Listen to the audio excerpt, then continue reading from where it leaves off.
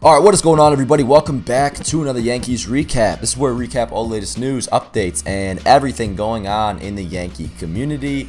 And yes, this is the first official video from my new crib. Ignore the backdrop, that's all going to be changed. Ignore the lighting, I haven't got an official ring light in here. And also to ignore my hair, I forgot to bring shampoo, and I also forgot to bring a can opener, so I can't eat my Bush's baked beans like I wish I could. But anyways, we got a lot that we have to hit on today in the Yankees community, and they're all good topics. Not one of it is negative. You know, we're coming off a nice, probably the most entertaining win of the year last night, where it's like a smooth, clean, crisp, just overall a very good performance from all sides of the ball. But before we get into our topics, please drop a like on this video as it helps me out a great deal and the channel overall. But yeah, without further ado, let's get right into it. Starting out with Joey Gallo, who is red hot. He crushed 2 homers last night, and when I say crushed, I mean he crushed them, especially the first ball. He absolutely obliterated that pitch into the second deck and right. It got out in like half a second. Over his last 13 games, he has 7 home runs with an OPS of 1.171. And he's raised his weighted runs created plus for the season back to 128, and he's finally the force the Yankees expected him to be. And when I say expected, I mean that literally, because that is what all of us, including me, including you, and including the Yankees, should have expected from Joey Gallo. He's a streaky hitter, definitely, honestly, the streakiest hitter in baseball. And right now, fortunately, he's just in the midst of one of his hot streaks. So it's been awesome to watch. He's provided value for us even when he wasn't hitting. Defensively, he is one of the better outfielders in the game. Not to mention his arm, but just his ability to cover ground. One of the better outfielders in all of baseball. And now he's providing offensive value as well. So that's going to be huge over the final, 14 games the rest of the way? Yeah.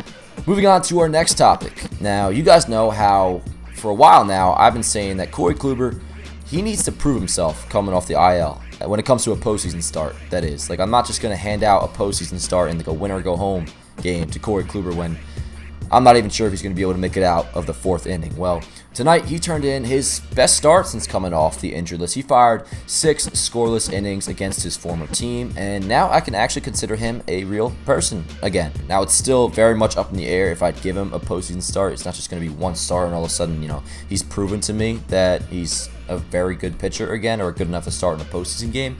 But I will say, and this benefits Kluber's case, it is interesting how his performance since coming off the IL, it correlates almost exactly how his season transpired early on in the year. Through his first starts of this year, he couldn't make it past the 5th inning. Literally did not get out of the 5th inning, and then he started to find success. He started reaching the 6th inning, the 7th inning, obviously the no-hitter as well. And now this time around, it was the same story until his 4th start, which was last night, in which he shut down the Indians. So that's obviously good. Now, let me pose you the question to you guys. As of right now, are you giving Corey Kluber a postseason start? If the season ended today, let's say we make it past the wildcard game, in a 5-game series, are you giving the ball to Corey Kluber? Now, keep in mind, I want to make sure you guys know this, it's probably going to come down either to him or Nestor Cortez. And me, myself, don't let me sway your guys' opinion, but in my opinion, I'm definitely going with Nestor Cortez, at least as of right now. Moving on, Luis Severino. He threw yesterday, and according to Aaron Boone, he looked very sharp with his fastball touching 96 miles an hour. Boone, he also said how the energy, intensity, and confidence were all there as well.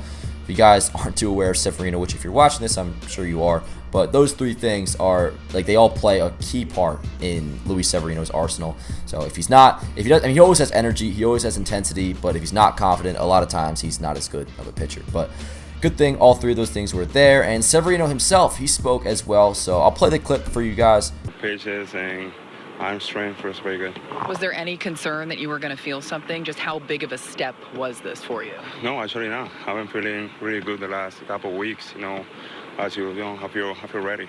How much were you looking forward to getting out there and actually facing hitters? I'm looking forward to that, I've been looking forward the whole year, a lot of different situations happen, but hopefully this is the last, time. What's next for you? I don't know. The most important thing will be how I feel tomorrow, and see how my arm responds to 2 innings.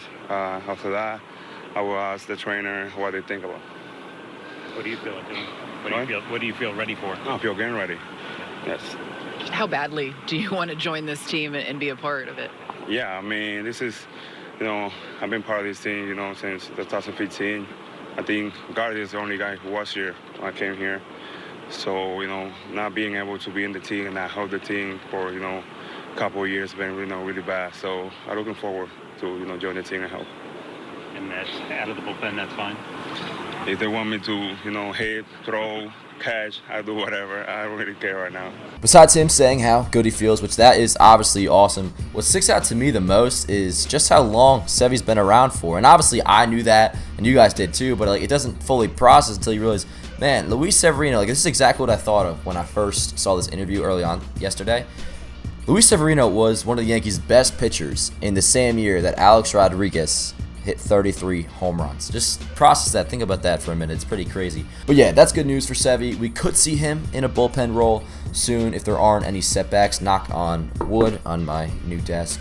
Another good injury update we have is on Domingo German, who is to throw another rehab game today. And then if all goes well, once again, knock on wood, if all goes well, he could be back with the club right after that. So all good news today in this Yankees recap. We're going to wrap it up. Actually, I'm going to do a tour of my room. When I say my room, it's a studio apartment, but it's almost like a glorified dorm room, honestly, with the kitchen. But I fuck with it a lot.